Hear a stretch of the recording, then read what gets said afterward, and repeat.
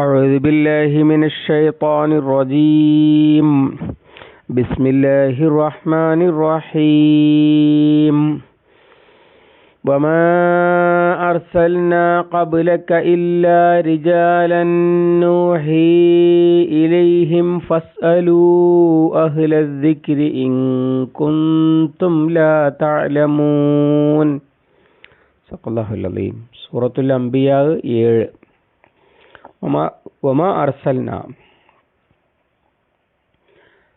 നാം നിയോഗിച്ചിട്ടുമില്ല ഖബലക താങ്കൾക്ക് മുമ്പ് ഇല്ലാ റിജാലൻ റജുല് പുരുഷൻ അതിൻ്റെ ബഹുവചനായിട്ട് റിജാൽ എന്ന് ഉപയോഗിക്കും. ചിലപ്പോഴൊക്കെ മനുഷ്യർ എന്ന അർത്ഥത്തിലും റിജാൽ എന്നുള്ള വാക്ക് ഉപയോഗിക്കും. ഇവിടെ അതാണ് അർത്ഥം, മനുഷ്യരെ അല്ലാതെ.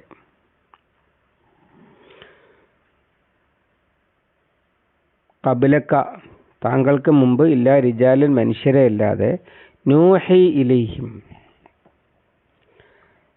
നാം അവരിലേക്ക് വഹി നൽകുന്നു. ഫസ്അലു അഥവാ നാം വഹി നൽകുന്ന മനുഷ്യരെ അല്ലാതെ ദൂതനായി നിയോഗിച്ചിട്ടില്ല താങ്കൾക്ക് മുമ്പ് എന്ന്. ഫസ്അലു നിങ്ങൾ ചോദിക്കുക, അഹ്ല സിക്രി സിക്ർ ഉള്ളവരോട് എന്നാണ്. അഥവാ അള്ളാഹുവിൻ്റെ കിതാബ് അല്ലെങ്കിൽ വേദം അല്ലെങ്കിൽ അള്ളാഹുവിൻ്റെ ഉണർത്തൽ ഒക്കെ ഉള്ളവരോട്. ഇൻ കുന്തും ലാ തഅലമൂൻ നിങ്ങളാണെങ്കിൽ ലാ തഅലമൂൻ നിങ്ങൾ അറിയുന്നില്ല, നിങ്ങൾ അറിയുന്നില്ലാത്തവരാണെങ്കിൽ, തെക്കൻ മലയാളത്തിൽ പറഞ്ഞ അറിയാൻ പാടില്ലാത്തവരാണെങ്കിൽ എന്നൊക്കെ അർത്ഥം. മുകളിൽ അവർ സ്വകാര്യം പറഞ്ഞത് അല്ലാഹു തആല എടുത്തു ഉദ്ധരിക്കുന്നുണ്ടല്ലോ. ഇവൻ എങ്ങനെ നബിയാകും? അവൻ നിങ്ങളെപ്പോലെ ഒരു മനുഷ്യനല്ലേ. വസറു നജ്വല്ലദീന വലമു ഹൽ ഹാദാ ഇല്ലാ ബശറും മിസ്ലുക്കും. അതിനുള്ള മറുപടിയാണ് അല്ലാഹു തആല ഇവിടെ പറയുന്നത്. മനുഷ്യനാണ് എന്നതുകൊണ്ട് നബിയാകാതിരിക്കേണ്ട കാര്യമുണ്ടോ? അഥവാ മനുഷ്യർ നബിയാകൂല എന്നാണോ? വേറെ സ്ഥലത്ത് പരിശുദ്ധ ഖുർആൻ ഇത് പറഞ്ഞിട്ടുണ്ട്. അബഅസല്ലാഹു ബശറ റസൂല, ഒരു മനുഷ്യനെയാണോ അള്ളാഹു ദൂതനായിട്ട് അയക്കുന്നത് എന്നതൊക്കെ അവർ ചോദിച്ചിരുന്നു.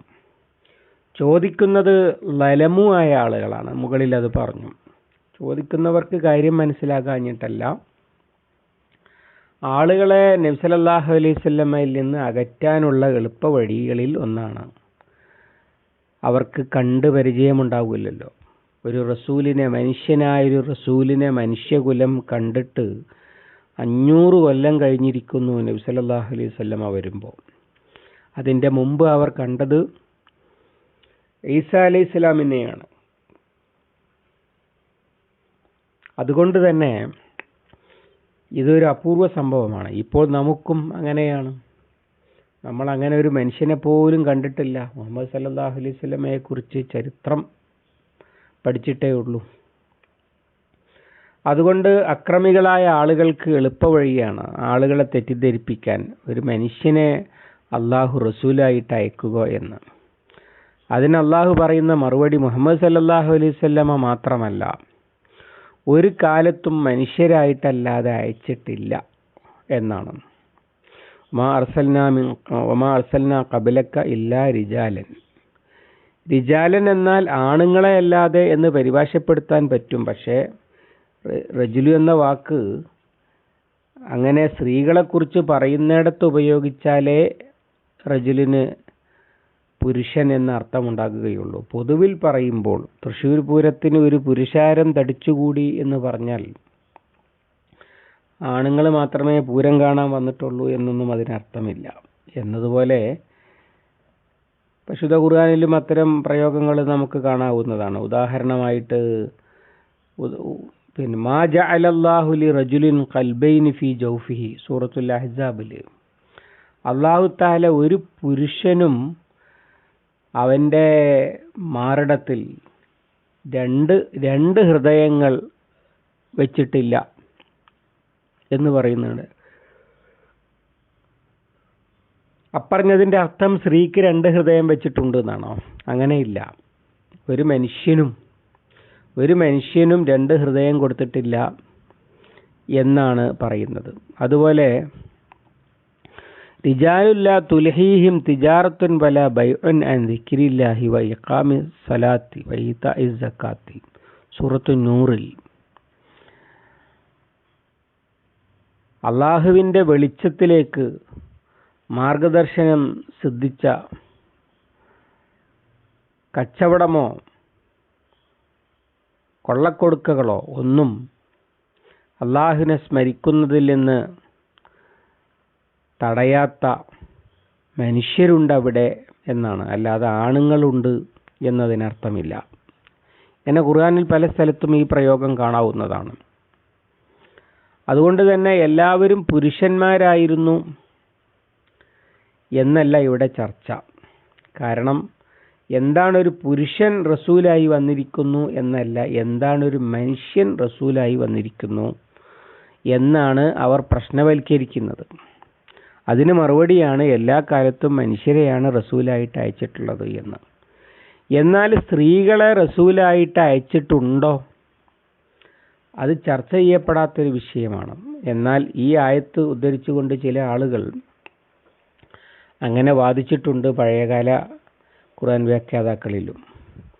ഉദാഹരണമായി മറിയം റളിയല്ലാഹു അൻഹ, അവർ നബിയത്തായിരുന്നു, കാരണം മലക്കുകൾ അവരോട് സംസാരിക്കുന്നുണ്ട് എന്നൊക്കെ വാദിച്ചിട്ടുണ്ട്. പക്ഷേ ഭൂരിപക്ഷം പണ്ഡിതന്മാരും അത് തള്ളിക്കളയുകയാണ് ചെയ്യുന്നത്. കാരണം സ്ത്രീയായൊരു നബിയെക്കുറിച്ച് ഖുർആനിൽ ഒരു പരാമർശവും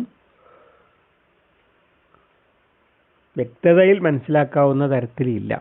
മറ്റേത് അഭിപ്രായങ്ങളും വാദങ്ങളും മാത്രമാണ്.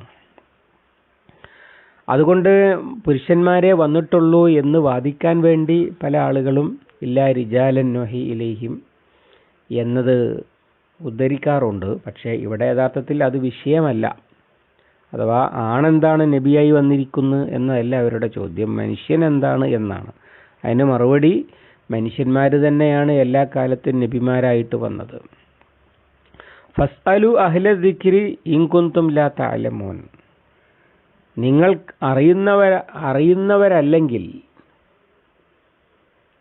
വിവരമുള്ളവരോട് ചോദിച്ചു നോക്കൂ എന്നാണ് പറഞ്ഞതിൻ്റെ ഉദ്ദേശ്യം. ആ പറഞ്ഞതിൽ രണ്ട് സൂചനകളുണ്ട്.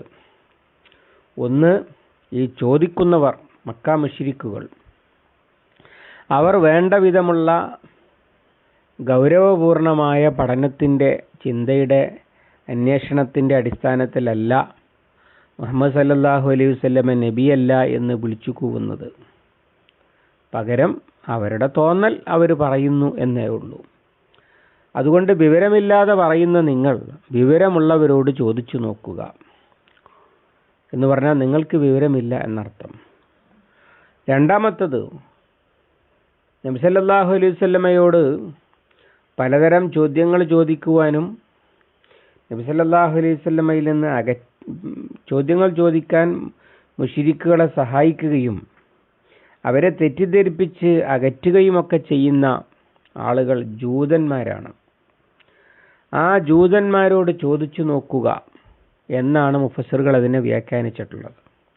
അതിൻ്റെ കാരണം, ആരാണ് പിന്നെ അവർ നബിമാരാണ് എന്ന് അംഗീകരിക്കുന്ന മൂസായും അതുപോലുള്ള റസൂലുമാരൊക്കെ പിന്നെ ആരാ? മനുഷ്യരല്ലേ? കാരണം ജൂതന്മാർ നബിയായിട്ട് അംഗീകരിക്കുന്നവരെയൊക്കെ തത്വത്തിൽ നബിമാരാണ് എന്ന് അംഗീകരിക്കുന്നവരായിരുന്നു മക്ക മുശ്രിക്കുകൾ.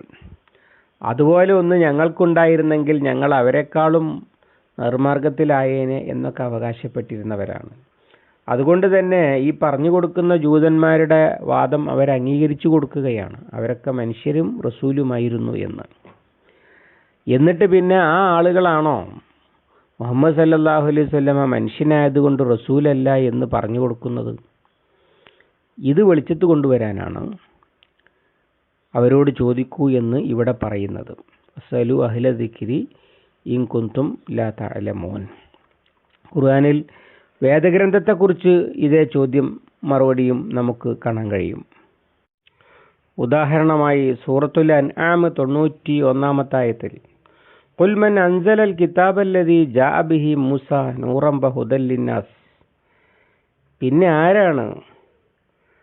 ആരാണ് മൂസ അലൈഹിസ്സലാം കൊണ്ടുവന്ന കിതാബ് ഇറക്കിയത് എന്ന് ചോദിക്കുന്നുണ്ട്. അഥവാ അങ്ങനെ അല്ലാഹു തആല ഒരു കിതാബൊന്നും ഇറക്കുകയില്ല. ഇത് ഖാലു മാ അൻസലല്ലാഹു അലാ ബശരിൻ മിൻ ഷൈഇൻ. അല്ലാഹു തആല ഒരു മനുഷ്യനും ഒന്നും ഇറക്കിയിട്ടില്ല എന്ന് അവരുടെ ചോദ്യത്തിന് മറുപടിയായി. പിന്നെ മൂസാ നബിയുടെ കിതാബ് ആരാ കൊണ്ടുവന്നത്? അത് കിതാബാണെന്നാണ് ജൂതന്മാർ പറയുന്നതും അതുപോലെ മക്ക മുശ്രിക്കുകൾ അവർക്ക് വകവെച്ച് കൊടുക്കുന്നതും. പിന്നെ അതാരാ പിന്നെ ഇറക്കിയത് എന്ന ചോദ്യം അവിടെയും ഉയർത്തുന്നുണ്ട്. എന്നതുപോലെ ഇവിടെ മുമ്പ് വന്നവരൊക്കെ മനുഷ്യർ തന്നെയായിരുന്നു എന്ന് വ്യക്തമാക്കുകയാണ്. ഫസ്അലു അഹ്ല ദിക്രി ഇൻ കുന്തും ലാ തഅലമൂൻ. നിങ്ങൾക്ക് അറിയില്ലെങ്കിൽ അറിവുള്ളവരോട് ചോദിക്കൂ. ഈ ആയത്തിൽ നിന്ന് മറ്റ് ഒരു ചർച്ച പണ്ഡിതന്മാർ മനസ്സിലാക്കിയെടുത്തിട്ടുണ്ട്. അതെന്താണെന്ന് വെച്ചാൽ, ഇവരോട് ചോദിക്കാൻ പറയുന്നത്, മക്ക മുശ്രിക്കുകളോട് ചോദിക്കാൻ പറയുന്നത് വേദക്കാരായ ജൂതന്മാരോടാണ്. അതിൽ നിന്ന് രണ്ട് കാര്യങ്ങൾ പണ്ഡിതന്മാർ വിശദീകരിക്കുന്നത് കാണാം. അതിലൊന്ന്, ഏതൊരു മനുഷ്യനും, സത്യവിശ്വാസിയായ ഏതൊരു മനുഷ്യനും ബാധ്യതയുണ്ട് അവൻ്റെ അറിവിനെ മാത്രം ആശ്രയിക്കാതെ വിവരമുള്ള സത്യസന്ധരായ പണ്ഡിതന്മാരെ അവലംബിക്കുവാൻ. അല്ലാതെ എനിക്കത്രേ അറിയുമായിരുന്നുള്ളൂ എന്ന് പറയാനൊന്നും വകുപ്പില്ല. പകരം വിവരമുള്ളവരായ ആളുകളെ അവലംബിച്ചുകൊണ്ടാണ് അള്ളാഹുവിൻ്റെ ദീന് മനസ്സിലാക്കേണ്ടതും അതിൻ്റെ നിയമങ്ങൾ മനസ്സിലാക്കേണ്ടതും പ്രവർത്തിക്കേണ്ടതുമൊക്കെ. അതിൻ്റെ തെളിവാണ് ഫസ്അലു അഹ്ല ദിക്രി ഇൻ കുന്തും ലാ തഅലമൂൻ. അഥവാ മറ്റൊരു മനുഷ്യൻ പറഞ്ഞു തന്നതുപോലെ പ്രവർത്തിക്കാം അള്ളാഹുവിൻ്റെ ദീനനുസരിച്ച്. കാരണം എല്ലാ രംഗത്തും മനുഷ്യർ സാധാരണ ചെയ്യുന്നതാണ്. ഏത് വിഷയത്തിലാണോ അറിവില്ലാത്തത് ആ വിഷയത്തിൽ അറിവുള്ളവരെ അവലംബിക്കുക. ചികിത്സയിൽ ഡോക്ടറെ, കെട്ടിടത്തിൻ്റെ പ്ലാൻ വരയ്ക്കുന്നതിൽ എഞ്ചിനീയറെ, ഇങ്ങനെയൊക്കെ അവലംബിക്കുന്നത് പോലെ. രണ്ട്, ജൂതന്മാരോട് ചോദിക്കൂ എന്നാണ്, ജൂതന്മാരായ പണ്ഡിതന്മാരെ ഉദ്ദേശിച്ചുകൊണ്ടാണല്ലോ ഇവിടെ ഇത് പറയുന്നത്.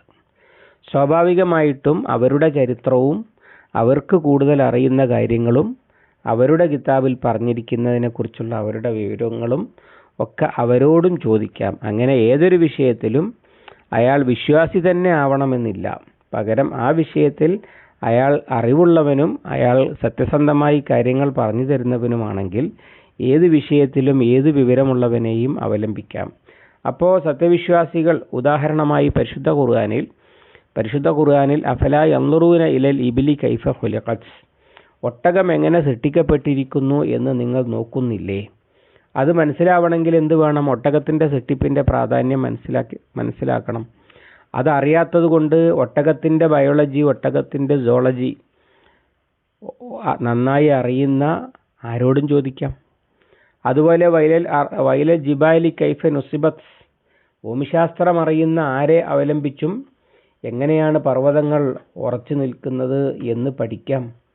അതൊക്കെ ഈ ആയത്തിൽ നിന്ന് മനസ്സിലാക്കാൻ കഴിയുന്ന കാര്യങ്ങളാണ് എന്ന് ചുരുക്കം. അല്ലാഹു സുബ്ഹാനഹു വ തആല അവൻ്റെ കലാം ശരിയായി പഠിക്കാൻ, പാഠങ്ങൾ ഉൾക്കൊള്ളാൻ, ജീവിതത്തിൽ പകർത്താൻ, സമൂഹത്തിൽ പടർത്താൻ നമുക്ക് തൗഫീഖ് നൽകി അനുഗ്രഹിക്കുമാറാവട്ടെ. അല്ലാഹുമ്മ അല്ലിംനാ മാ യൻഫഉനാ വൻഫഅനാ ബിമാ അല്ലംതനാ റബ്ബനാ സിദ്നാ ഇൽമൻ വഫഹ്മൻ വദിഖ്ഖത്തൻ വനദറാ. അല്ലാഹുമ്മ ജ്അലിൽ ഖുർആന റബീഅ ഖുലൂബിനാ വനൂറ സുദൂരിനാ വജലാഅ ഹുസ്നിനാ വദഹാബ ഹമ്മിനാ വഗമ്മിനാ. ربنا تقبل منا إنك أنت السميع العليم وتب علينا إنك أنت التواب الرحيم واغفر لنا يا غافر المذنبين. وصلى الله على محمد وعلى آله وصحبه وسلم ومن تبعهم بإحسان إلى يوم الدين والحمد لله رب العالمين.